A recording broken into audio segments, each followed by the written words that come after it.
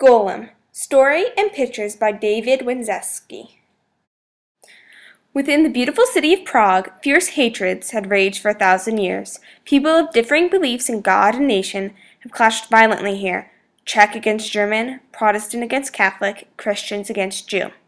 In the year 1580, the Jews of Prague were bearing the ignorant fury of others. Enemies had accused them of mixing the blood of Christian children with the flour and water of masto, the unleavened Passover bread.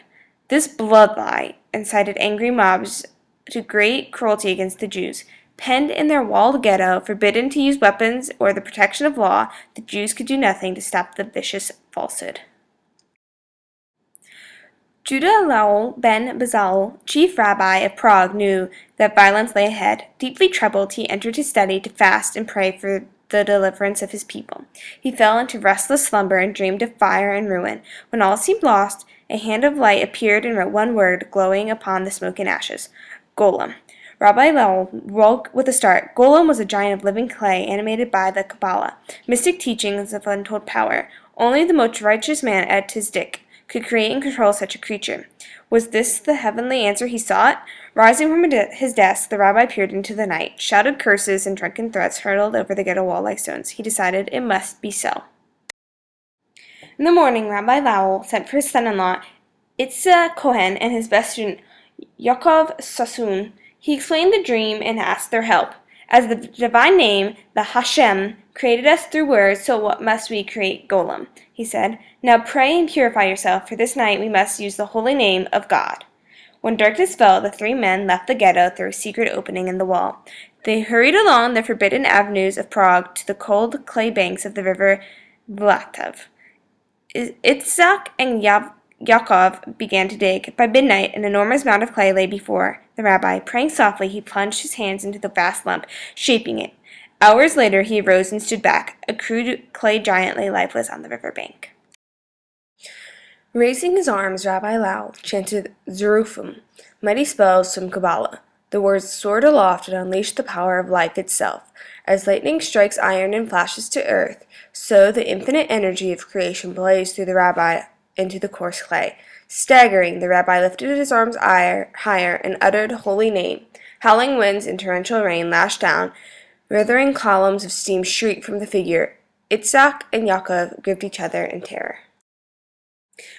When the tumult ceased, the three men advanced over the hissing ground. There, wreathed in vapor, lay a giant man, complete and perfect. The rabbi knelt and engraved the word Emet, truth, upon the creature's forehead. Instantly, the giant's chest expanded like bellows. A deep breath shuddered from his lips. Golem, commanded the rabbi, awake. Golem's eyes opened, murky and unblinking. Father, his great voice rumbled, was this wise to do? We shall know soon enough, answered Rabbi Lowell. Now stand, wrap this cloak about yourself, and follow us. In the darkness before dawn, Poor returned to the ghetto. Rabbi Lowell led Golem to the attic above his study. You have been created for one reason, said the rabbi, to protect the Jews. Do you understand? Yes, said Golem. You will guard the ghetto at night and catch those planting false evidence of the blood lie. They are godless men, carrying bottles of blood or the body of a missing child. You must bring them unharmed to the authorities. Do you understand? Yes, said Golem. By day you will be a servant in the synagogue, a shamash. Your name will be Joseph. Do you understand? Yes, said Golem. He stared at the rabbi. How long shall I live?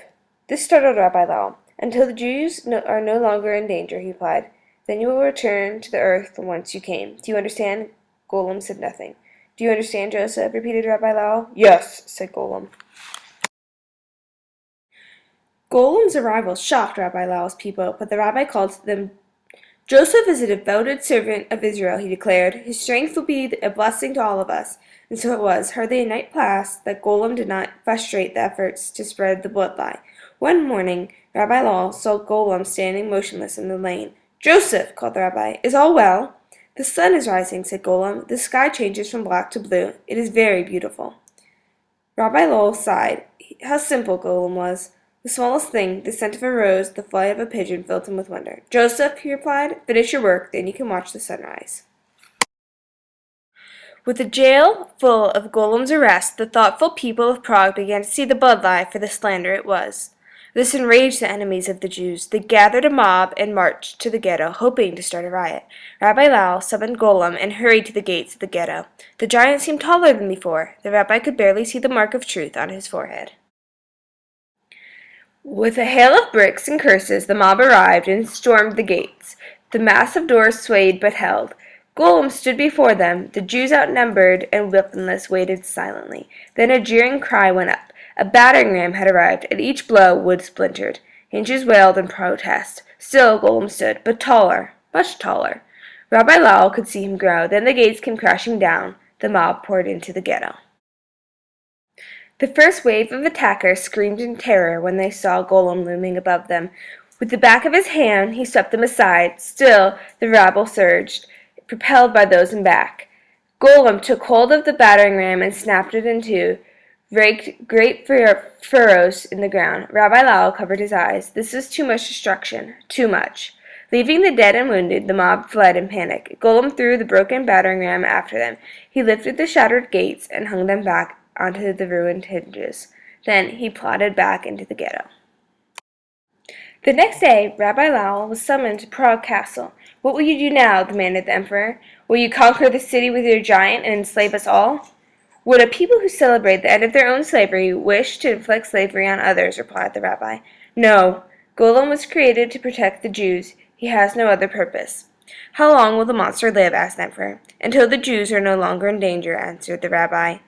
"Well, then I guarantee the safety of your people," the emperor declared. "Destroy Golem." "It will be done," said the rabbi. "But if we are threatened again, Golem will return stronger than before." The rabbi found Golem in the cemetery, gazing at the tombstones. "Joseph," he said softly, "come here." "No," said Golem. "Why not?" asked the rabbi. "The Jews are safe," Golem said. "Now you will return me to the earth." "Yes," said Rabbi Lau. "Your purpose is at an end." Golem regarded the setting sun. He raised his face to the fading light. "Father," said Golem. "Will I remember this?" "No," said Rabbi Lau. "You will be clay." Golem leaned down to him. "Then I shall not obey you," he said. "You have no choice, Joseph." The rabbi lashed out with his staff, erasing the first letter, Aleph, from the word on Golem's forehead. At this, a met truth became met death. Golem staggered and fell to his knees. "Oh, Father," he pleaded, "do not do this to me." Even as he lifted his mighty hands, they were dissolving. "Please," Golem cried, "please let me live. I did all that you asked of me. Life is so precious to me." With that, he collapsed into clay. All that night, Itzhak Kohen and Yaakov Sassoon wheeled barrels of clay to the synagogue. They carried the clay to the attic. Rabbi Lau covered it with old Sidduros, tattered prayer books of the congregation. Though Golem had not truly been a man, they recited Kaddish, the prayer for the dead. Then they left, locking the door behind them forever. Since then, Golem has slept the dreamless sleep of clay. But many say he could awaken. Perhaps when the desperate need for justice is united with holy purpose, Golem will come to life once more.